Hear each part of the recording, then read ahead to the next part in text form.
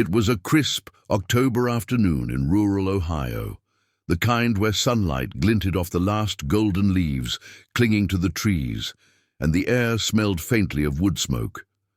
Jack Turner, a 32-year-old auto mechanic, was driving his old pickup home from a long day at the shop. He'd taken this back route to avoid traffic on the main highway, but as he rounded a gentle curve, his eyes caught the sight of an old sedan parked awkwardly on the shoulder of Highway 62. Its hood was raised, steam curling into the cool air like a ghostly plume. Jack instinctively slowed down, scanning the scene. Beside the car stood a young woman in her late 20s, her arms crossed tightly against the chill. Strands of hair had escaped her ponytail, whipping in the wind as she stared at the smoking engine with a look of pure frustration. Jack's first thought was that she might already have help coming, but when he passed her, their eyes briefly met hers, tired and a little anxious. Without hesitating, he eased his pickup to the shoulder and parked a few yards behind her. He hopped out, wiping his hands on the side of his jeans out of habit. "Need a hand?" he called out, walking toward her with a calm, reassuring smile. She looked up and let out a short laugh of relief. "I'd appreciate it. I'm Emily," she said, offering her hand. Jack shook it lightly, noting her firm but cold grip. "Jack," he replied, "looks like you've got a hot mess under here." She sighed. "Yeah, I was on my way to see a patient. I'm a traveling nurse." And then the temperature gauge spiked. Jack leaned over the open hood, his trained eyes scanning for obvious problems. The culprit revealed itself quickly, an overheated radiator and a frayed serpentine belt that was barely hanging on. "Well, good news and bad news," he said, glancing at her. "Bad news is you're not driving this anywhere until it's fixed. Good news is I can get you back on the road in about 30 minutes. Emily blinked in surprise. "You carry parts for every possible breakdown in that truck?" she asked with a faint smile. "Not every," he grinned, "but I've got enough to play hero today." He went back to his pickup, pulling out a battered toolbox and a spare belt he happened to have from a similar job last week. Kneeling by her car, he worked, quickly but carefully, his hands moving with the confidence of someone who'd done this 100 times before. Emily stood nearby, watching him with curiosity. "You must really love what you do," she said softly. Jack glanced up, shrugging. "Cars don't complain much. They break, I fix them. Simple." She chuckled at his answer, but there was a flicker in her eyes, like she'd just realized not everyone was in it for the money. As he tightened the last bolt, Jack noticed Emily rubbing her arms again. Without thinking, he reached into his truck and grabbed the spare hoodie that lived in the back seat. "Here," he said, tossing it lightly to her. "You'll freeze out here." She slipped it on gratefully, the sleeves hanging a little long. "Thanks," she murmured, clearly touched. A moment later, Jack poured water into the radiator, ensuring it wouldn't overheat. Again, he shut the hood with a firm click, then started the engine. It roared to life without protest. Emily looked almost stunned. "You just did that right here on the side of the road." Jack shrugged like it was no big deal. "Better than letting you wait for a tow truck in this weather." She dug into her purse, pulling out a folded $50 bill. "Please take this. You saved my day." Jack shook his head, holding up his hands. "Keep it. Just glad you can get where you're going." Her eyes softened, and she tucked the bill away reluctantly. "You're too kind, Jack." Before leaving, Emily took a small notepad from her bag and scribbled down her phone number. "In case you ever need a nurse, or maybe just someone to grab." "Coffee with us, thanks." Jack smiled faintly, tucking the note into his pocket. "Drive safe, Emily." She got into her sedan, waved through the windshield, and pulled back onto the road. Jack lingered for a moment, watching her taillights disappear down the stretch of highway. To him, it had been just another repair, but there was something about her gratitude and the way her smile had lingered that stayed in his mind. On the drive home, Jack couldn't quite shake the encounter. His days were usually predictable: wake up, head to the garage, fix cars, and come home to his small, quiet house. But Emily's warmth had cut through the monotony, leaving him oddly thoughtful. He found himself replaying their conversation, the way she'd said she was heading to a patient. It spoke of purpose, something more than just earning a paycheck. Jack admired that. He wondered if she lived nearby or was just passing through on her nursing route. That evening, as Jack sat at his kitchen table with a plate of reheated casserole, he pulled out the scrap of paper with her number. He stared at it for a while, before tucking it back into his wallet. He didn't want to seem pushy or make her think he expected something from the favor.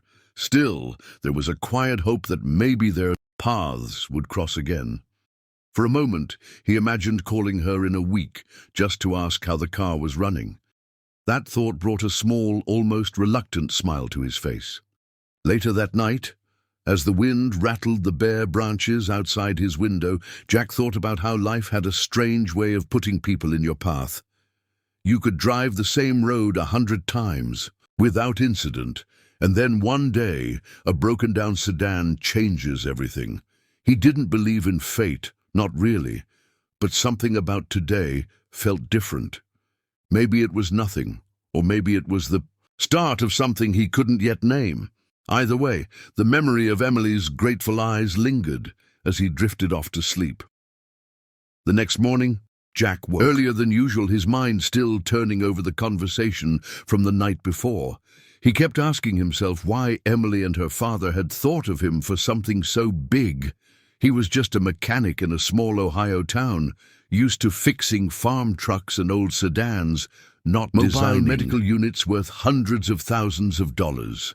But when he thought of Emily's hopeful eyes and the chance to help rural families get better care, something inside him stirred a mix of fear and excitement he hadn't felt in years. Richard Hayes didn't waste time. By noon, Jack received an email with travel arrangements to tour the company's headquarters in Columbus. It felt surreal. Just days ago, he was changing oil and patching tires, and now he was boarding a corporate jet. As he stepped inside the gleaming lobby, the polished floors reflected the towering logo of Hayes Healthcare Systems. Emily was waiting. There, dressed professionally but with that same warm smile that had first greeted him on the highway. She guided him through hallways humming with energy. In the design wing, Jack was introduced to engineers and medical consultants. They showed him early prototypes of the mobile medical units, trucks converted into small clinics, equipped with exam rooms, diagnostic equipment, and storage for emergency supplies. But Richard explained the problem. The existing designs were overly complicated and prone to mechanical failures in rough rural terrain. We need someone who understands engines, durability, and field repair, Richard said, locking eyes with Jack. Your reputation for problem-solving precedes you, even beyond Emily's story. Jack spent the afternoon crawling under the chassis of a prototype, inspecting its suspension, engine bay, and fuel system. He noticed several issues right away. Cheap components that would break down in harsh weather, electrical layouts prone to overheating, and parts that would be hard to replace far from big cities. When he stood up, grease smudging his forearm, he began explaining fixes. The engineers listened closely, taking notes.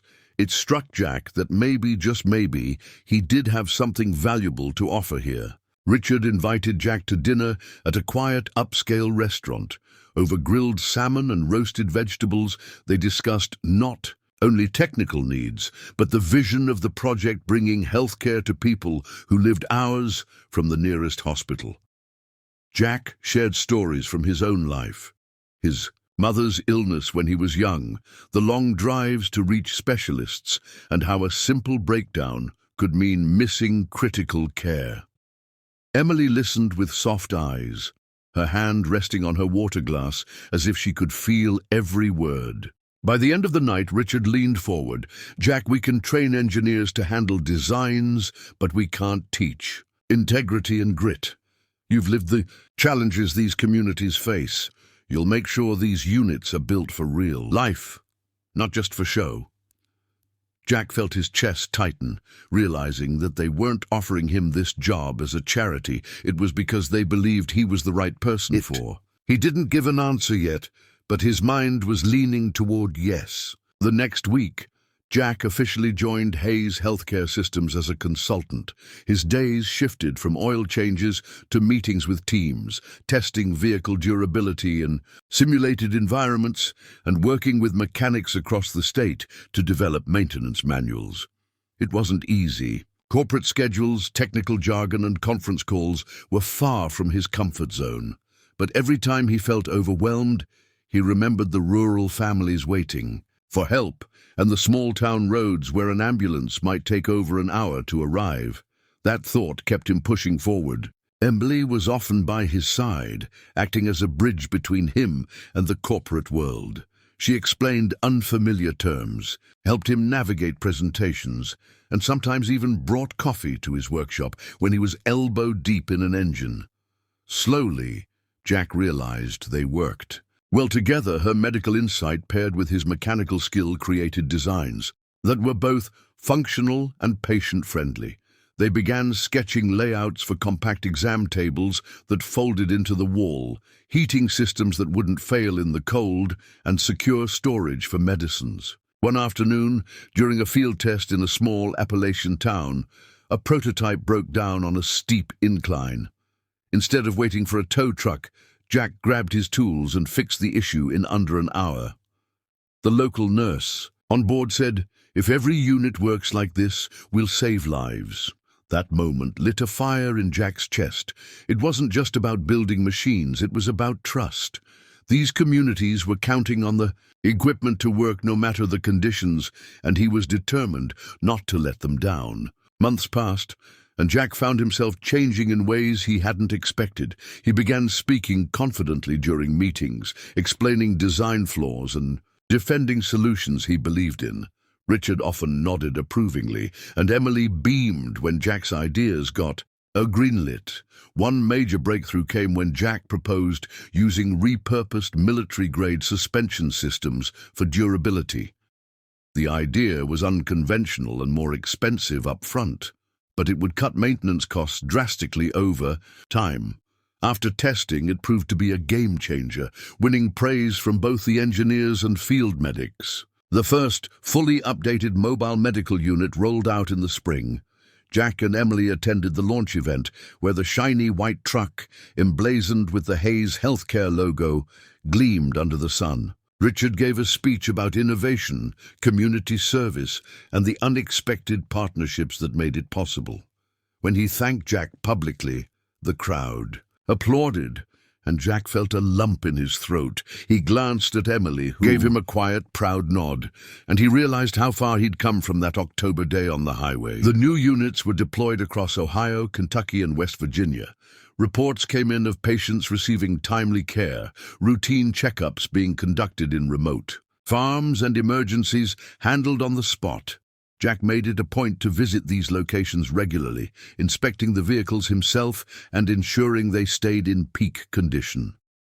On one trip, an elderly farmer shook his hand and said, "Son, you didn't just fix engines, you fixed access to life." Jack carried those words with him like a badge of honor. His bond with Emily deepened naturally. They shared long hours on the road, late-night coffee runs, and quiet conversations about their dreams.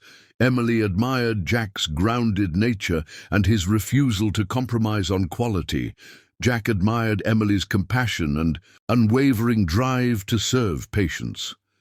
Though neither spoke openly about romance yet, there was a mutual understanding, something genuine and unspoken growing between them.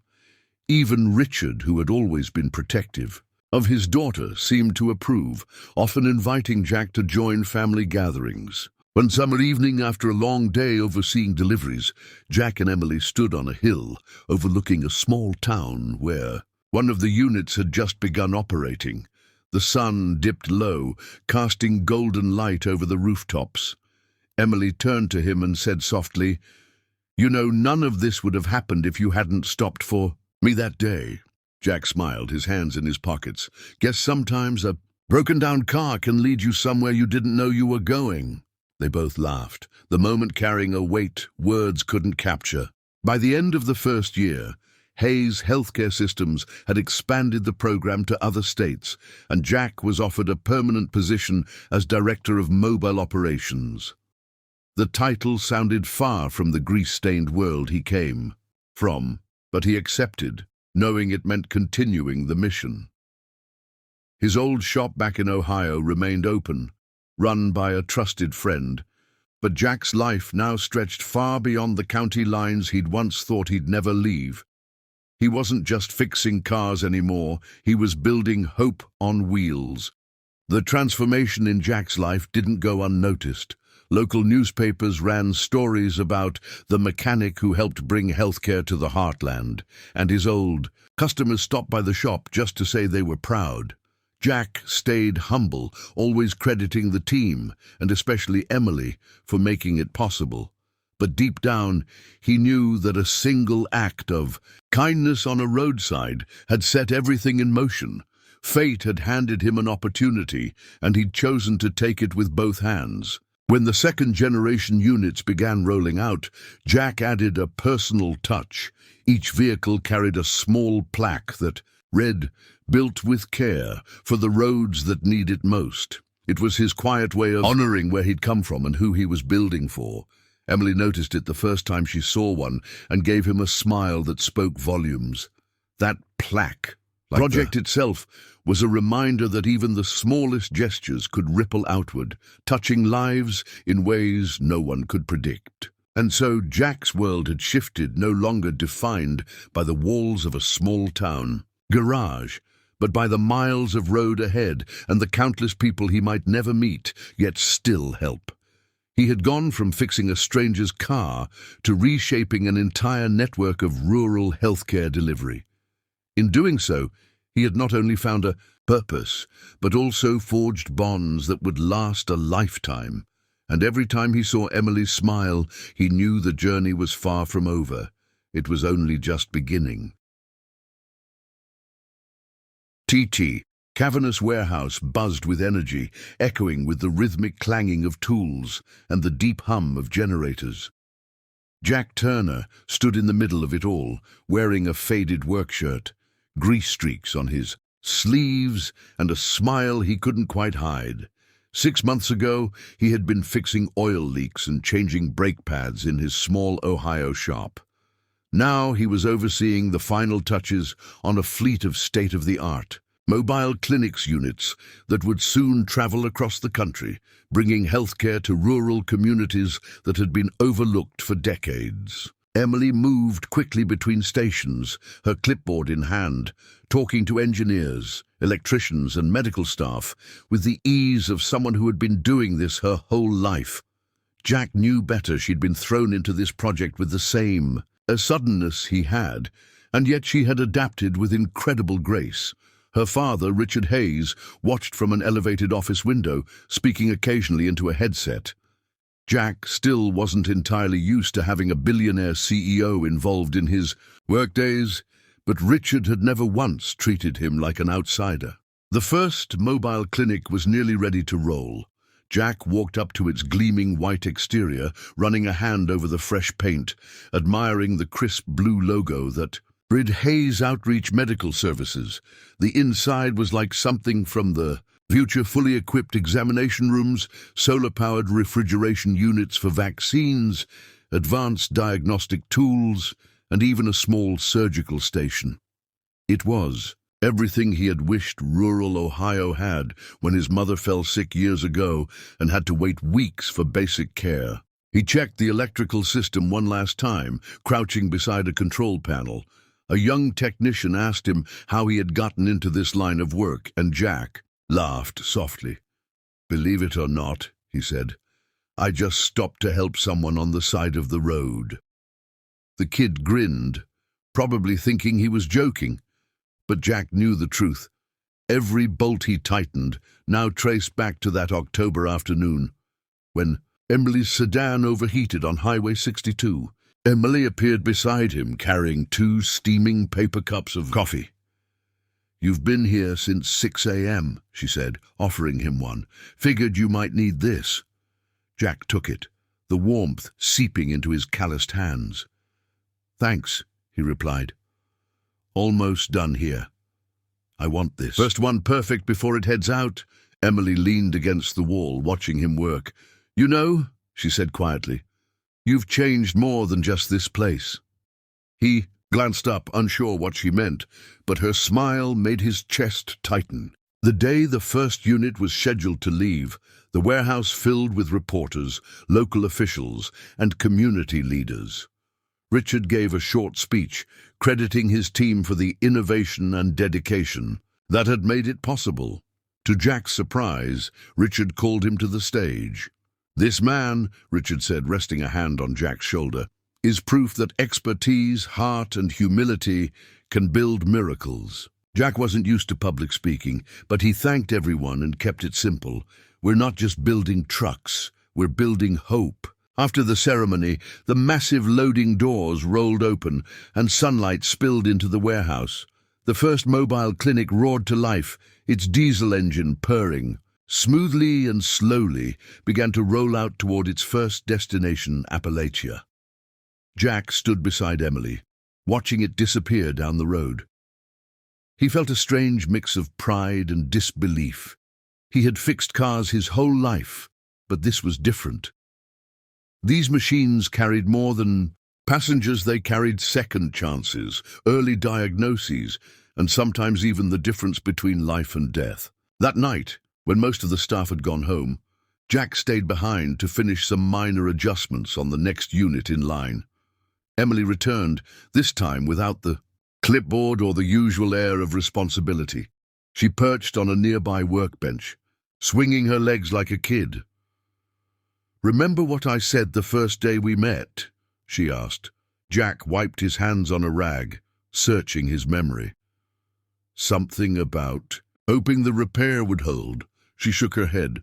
"No, I said I owed you one. Looks like I'm still paying you back." He chuckled, leaning against the clinic's side panel. "I think we're even," he said. "You gave me a chance to do something I didn't even know I was capable of." She tilted her head. "That's the thing, Jack. You always were capable. You just needed the right road to drive on." Her words hit deeper than he expected. He had spent years thinking small, fixing problems one car at a time. Now he was fixing something bigger, systems, access, and in some ways, himself. Over the following weeks, the program expanded rapidly.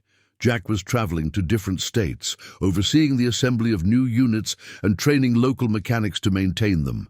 Every town had its own challenges: rough terrain, extreme weather, unreliable power grids, but the clinics were designed to handle them all.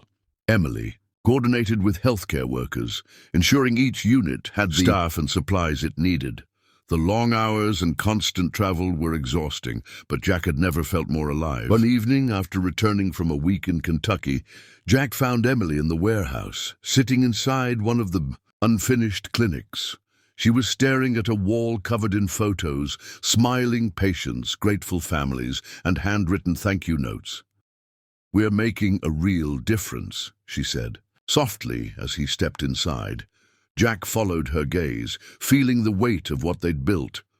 "Yeah," he agreed. "And it all started with a busted radiator and a frayed belt." Emily laughed, the sound echoing in the empty space. Spring came, and with it, new contracts and opportunities. Richard secured partnerships with hospitals and charitable foundations, expanding the reach of the clinics into Native American reservations and disaster-affected areas. Jack found himself in meetings with engineers from major medical equipment companies, his practical, hands-on experience giving him a voice among people with advanced degrees. He never forgot where he came from, though his shop back in Ohio still stood, now managed by his old friend Luke, who sent him updates every week. One Saturday morning, Jack and Emily visited a rural community in West Virginia where one of their clinics had been stationed for 3 months. The locals greeted them warmly, offering homemade pies and fresh coffee. A nurse named Carla pulled Jack aside to tell him that the clinic had saved a young boy's life by catching a heart condition early. Jack listened, humbled, as she explained that without the mobile unit, the boy's family would never have been able to afford the trip to a distant hospital. As they drove back to Ohio that evening, Emily glanced at him from the passenger seat.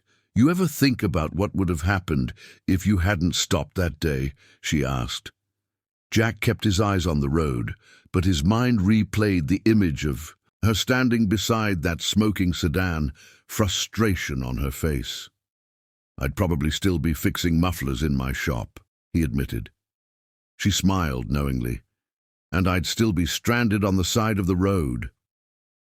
For a moment, the silence between them felt full, not empty. 6 months later, on the anniversary of their first meeting, Jack stood once again in the warehouse, watching another fleet of clinics prepare to roll out. Emily handed him a coffee, just like she had that first week. "Told you that day on the highway wasn't just a repair," she said, her voice carrying a mix of pride and affection. Jack grinned, taking a sip. "No," he said slowly, "it was the start of everything." And as the bay doors opened, flooding the space with light, Jack realized she had been right all along.